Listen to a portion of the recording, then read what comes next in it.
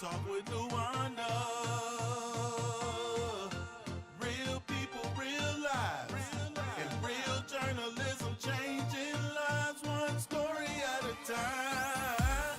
Real Talk with Louanna, yeah. Hello, it's Real Talk with Luana, and it's all about uniting with your sisters. So I am here at Breaking Barriers Women Empowerment. Stay tuned as we have some great interviews with some influential women. Real Talk with Luana. Real Talk with Louanna, yeah. So I am here with the lady of the hour, Congresswoman Diane Watson.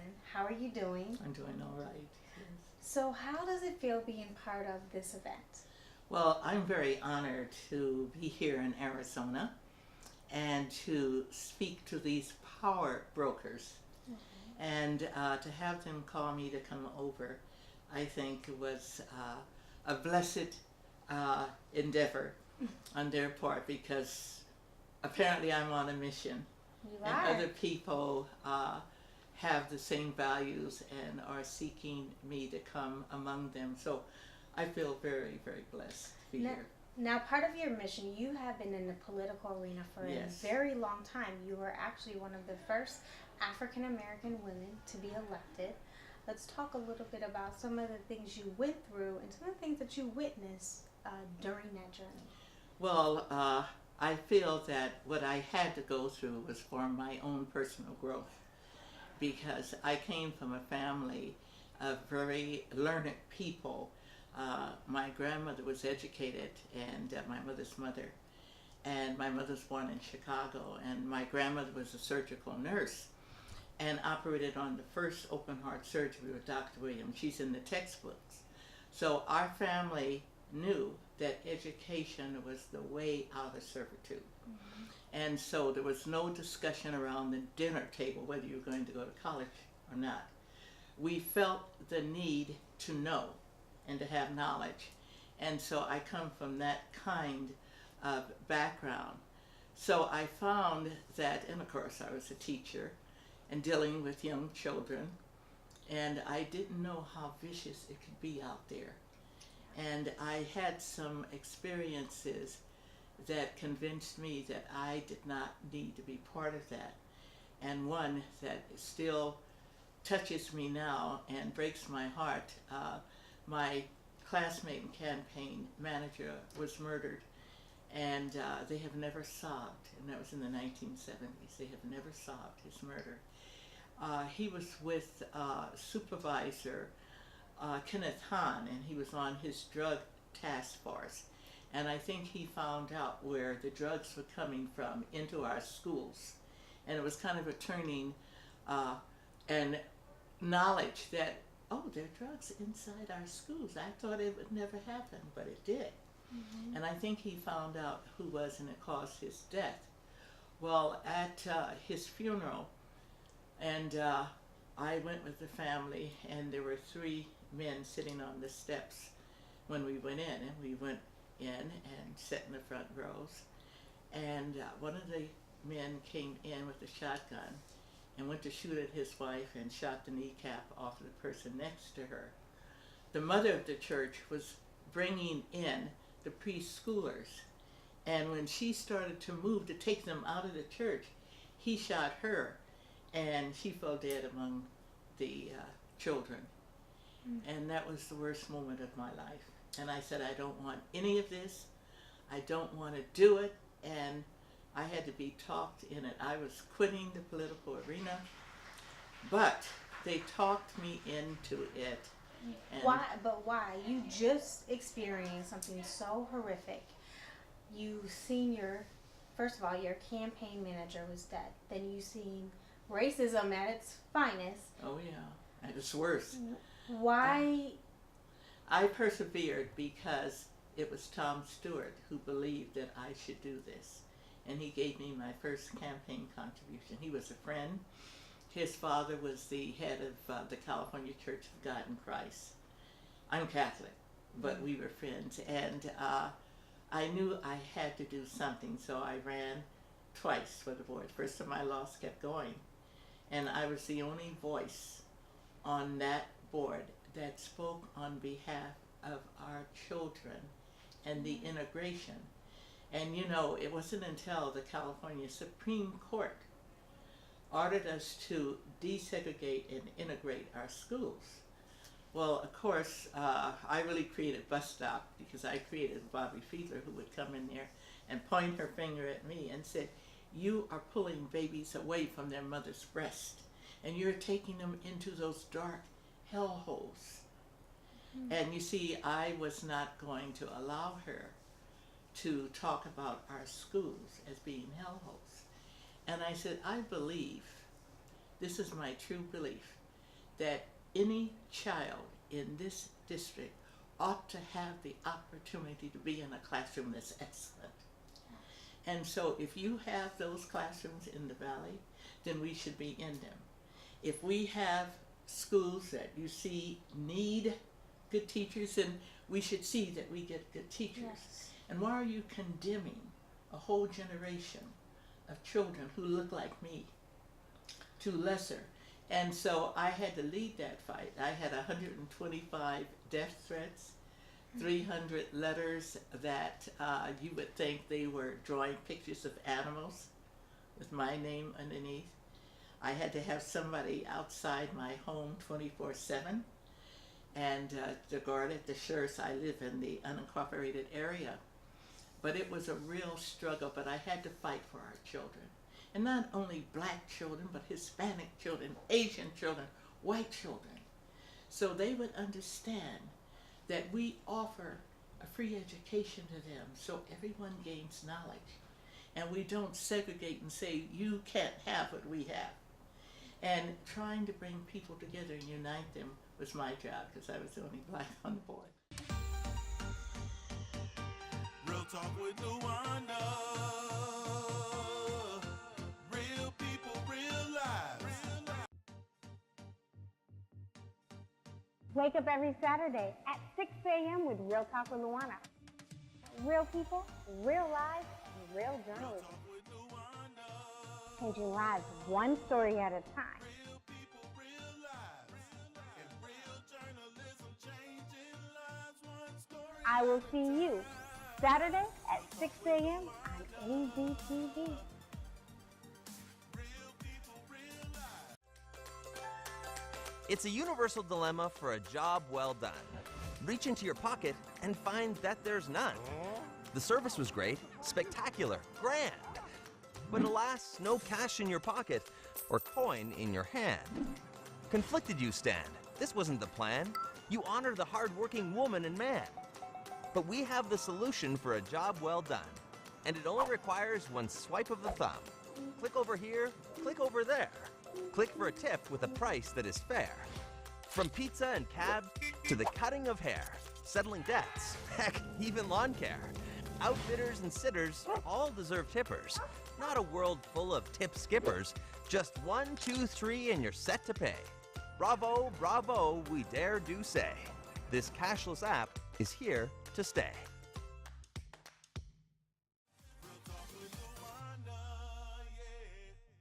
Can I just say first, thank you. Thank you for standing up for our rights. Thank you for making a movement like you did, because even the women that are in this room, we wouldn't have the rights that we have if it wasn't for somebody like yourself that fought for us day in and day out. The racism, the things that you had to deal with so that we could be doing what I'm doing, what I love. I wouldn't be able to do it if it wasn't for a woman like you that stood up despite of all of the pain. In the beginning, I will be honest and say I didn't feel that I could take it on. But I gained strength. After I was knocked down, I had to get up and go forward. And you know, when life has many hurdles. Yes, it does. And I thought, oh my goodness. And people were trying to kill me, trying to harm me. And I said, I'm not going to be fearful. I'm not going to live a life afraid. I know who I am, and I know why I'm doing what I'm doing. I'm a school psychologist by training. So I used to write on a yellow pad when Bobby Fiedler would come and accuse me of taking babies away from their mother's breasts and putting them in these hellholes. And just changing the whole system and running it down to a lower level. And I said, I don't own that. I will not buy it. I wrote it down. I tear the papers up and throw them away. She's not talking about me. She doesn't know what motivates me.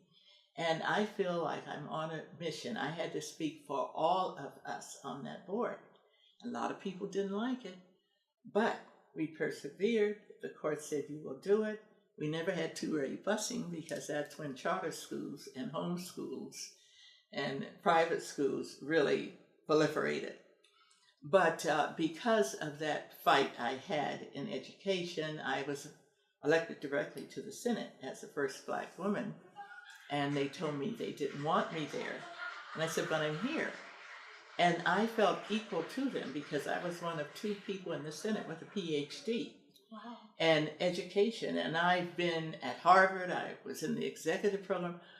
I went as high as I can go because the more you know, the higher you go. And only the strong survives.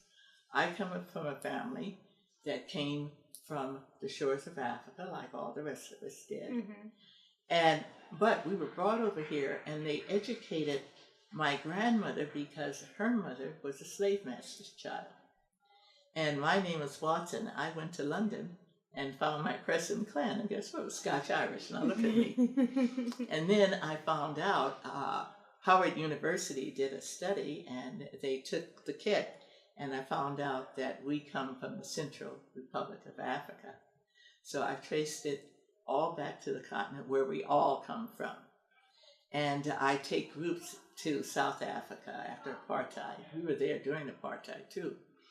But I have been all over the world. I've taught all over the world because I believe that we need to knock down borders and bring people together. My final question for you is, if there is anything that you could give our viewers, the women, any advice or a message that you would like to give them, what would I it would be? like to say to every single female out there listening, watching, you are born with gifts.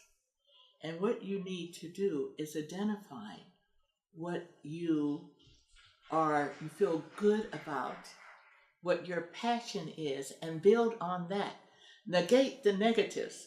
Build on your strengths. You're a beautiful woman. If beauty is your thing, build on it.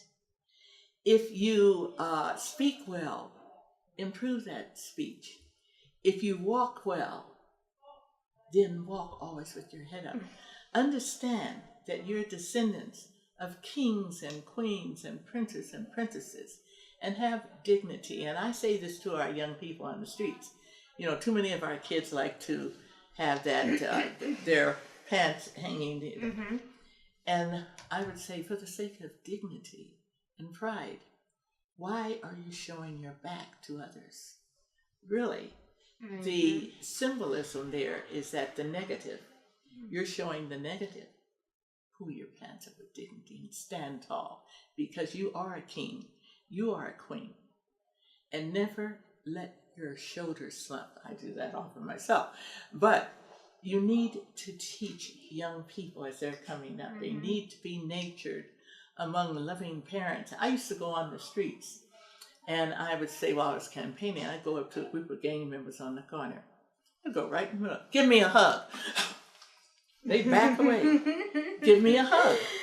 And they wouldn't even want to approach me. I mean, big, bad-looking gang members. I said, give me a hug.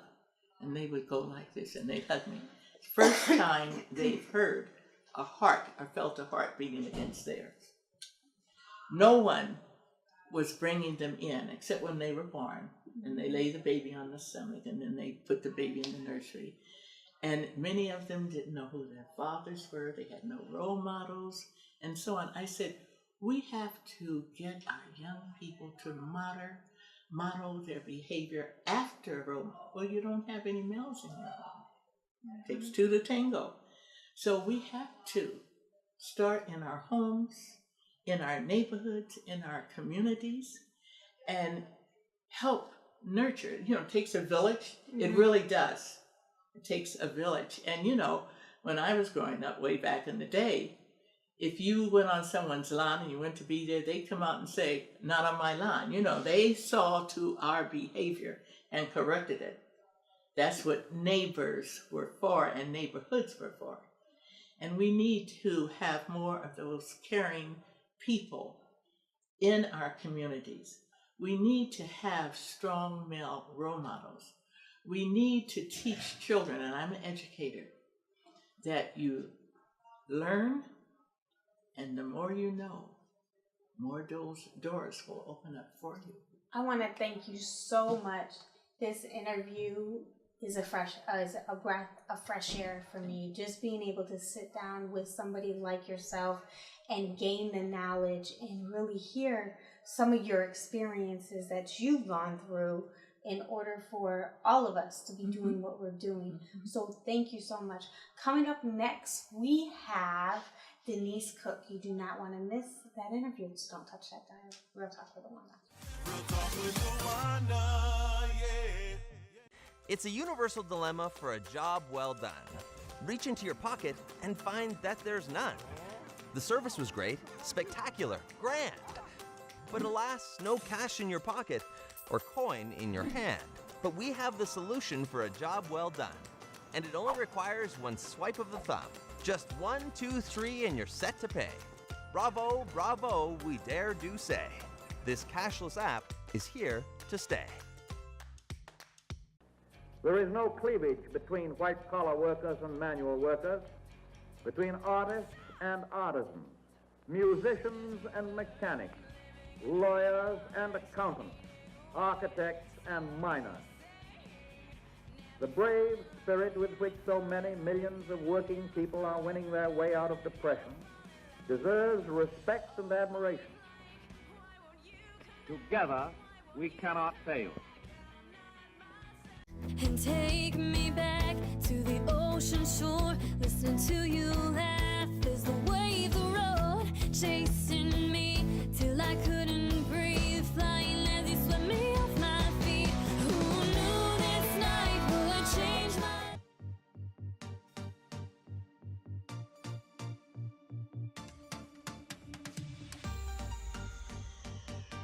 Real Talk with Louanna.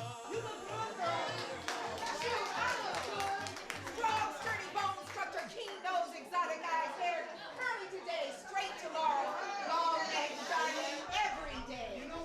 Yes, I look good. I'm standing at the top of this side of the hill facing down. Grain at the temples, hopefully a streak down the front with an occasional dye job. Not. Long, elegant, regal neck, stretching tall, reaching celestial heights. I'm standing tall. Now you know I look good.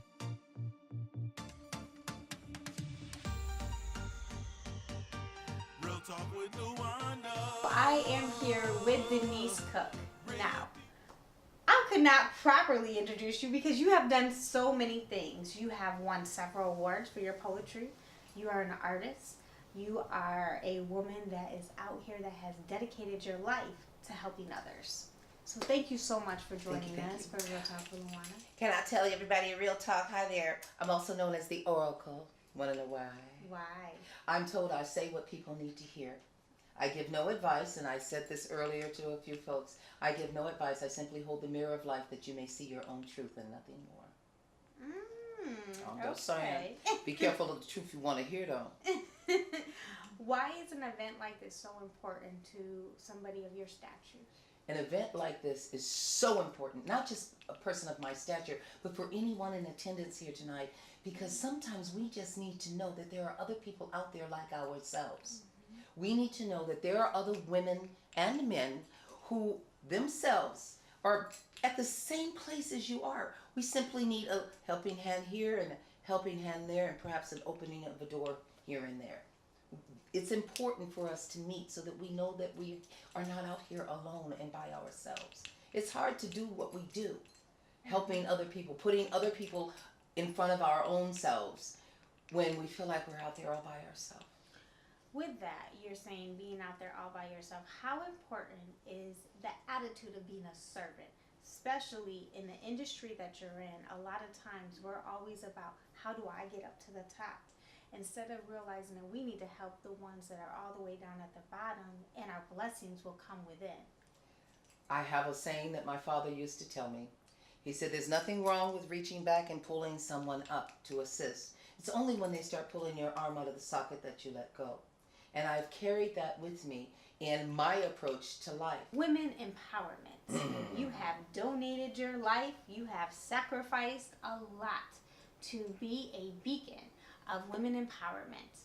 Let's talk a little bit about that. Yes, yes. Let's see. I do, I guess, seminars, if you will, workshops. I call it the Oracle Self-Love Workshop. And I use writing techniques and writing skills to help women to find their own power from within. You know, it's one thing to talk it. It's one thing to live it. But when you write it out, it becomes tangible. It becomes something that you can put your hands on. It's a physical entity. You understand what I'm saying? Therein lies your strength and your power. The fact that you can create it. It can something I can put in your hand. Mm-hmm. Power comes from deep, deep, deep, deep, deep, deep, deep within. You understand what I'm saying? Yeah. It's not an easy thing to be powerful because we are taught that we shouldn't be. We are taught that there's something wrong with being an empowered woman, an empowered female. Men, it's an acceptable thing. Oh, they're CEOs and they're in charge. But a powerful woman, oh, she must be a witch with a capital B. Okay? Or she must, you know, she must, as the Donald would say, she must be bleeding. Or, you know what I'm saying? You know, people take the word empowerment and its attachment to women and they make it a negative thing in many, many respects. My goal with dealing with DB University, Dwayne Bluestein and Dr. Kim Shedrick, is that I want to help them to show other women how they can be personally empowered. Even if it's not their goal to go out and empower others. You start with yourself. You start with understanding and recognizing your own personal strength, what you have to bring to the table. Everything else is, like I say, a cherry on top of the cake. Well, thank you so much for enlightening and really bringing to the forefront what it means to be a survivor. Even though you said you don't want to be a survivor, you are a survivor. You're a survivor. You're a woman of great grace that is standing here and that's saying that you can get through. It doesn't matter what your trials, what your tribulations, and you will make it through. It's painful. There was a time, you see, I know people think, oh, she must be lying, until they meet family members who would say, oh, no, we witnessed it. My cousin, oh my God, my cousin, thank you, Buddha. I call her Buddha, her name's Tamia. But in a heartbeat, she'll tell you, oh yeah, they used to tie Nisi upside down, a hog tie her and hang her to the banister, the stair banister. You know, she remembers my mother taking the 3 switches, braiding them, putting water on them, and salt on them. My mother said putting the salt on would help me to not wep up. Yeah, right. That was very painful. My brother, he can tell you of the times that he walked in on my mother with, she would take the pillow from the couch and make me get, first of all, be naked. And then you face, so your head is laying in the couch, and then she put the pillow, and then she'd sit on top of you and beat you like that because she had angina, and she didn't want to have a heart attack while beating me because she was mad at somebody else and she was an alcoholic, and she took it out on me. You know, people, they don't know these stories until I get into a situation like this. Otherwise, all they see is this happy, smiley face person. But I think that's good. I've been through a lot of similar things myself, but standing here and sitting here with you, you would never know that I've been through some of the same things. Mm-hmm. Because it's not about what I've gone through or what you've gone through. It's about helping those that are out there that are going through it right now, that they need to see a mirror. They need to see somebody that looks like them, talks like them, and is a survivor, and that's not a victim, that's able to show you that yes, you can get up. Yes, there may be pain. Yes, there may be a lot of different hurt. But at the end of the day, we are all God's creation. Yes. And God created us so that we had a bigger purpose. Exactly. His purpose in mind is, again, is for souls to be saved, is for individuals' lives to change. And unfortunately, with pain, it makes you the woman that you are. If you didn't go through what you went through, you would not be the woman that you are. If you did not experience the molestation, the rape, the being even raped as you were trying to get to your sister, if you didn't know what that felt like, you could not sit here and be this woman that's overjoyed with, yes, life is not as bad as you think it is, because you don't know what that feels like. You don't know what it feels like to be pressed against the wall, having people take things from you that you can't get back. Oh, I like the way you just said that. You know, there was a time, though, when I would tell my story, and the pain was so great that my throat would constrict like this, and I could not speak. And the more I talked, the less the pain, the greater the power and the strength of my voice, so that people could continue to hear what I had to share with them. I thank you so much for being a strength to so many of our viewers out here. If you are going through something, you've been through any type of molestation, any type of abuse, I just want to encourage you and let you know that your trials are not determining where you are going. And remember, you can be whoever you want to be. I thank you again for tuning in to Real Talk with Louanna, where we focus always on real people, real lives, and the real stories that truly matter to you. Until next time.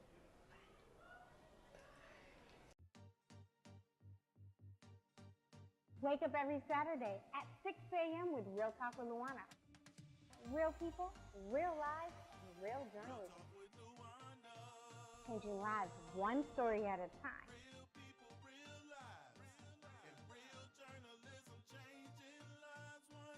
I will see you Saturday at 6 a.m. on AZTV.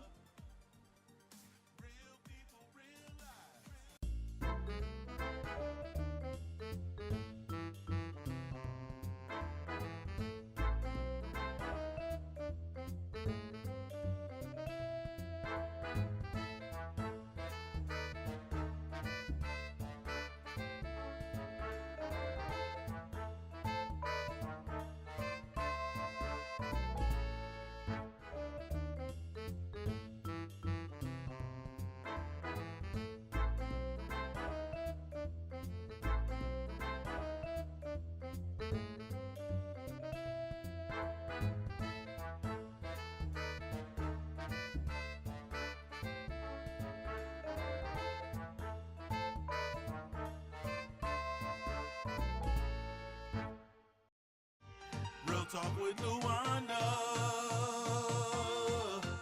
Real people, real lives.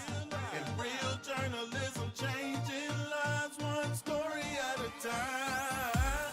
Real Talk with Louanna, yeah.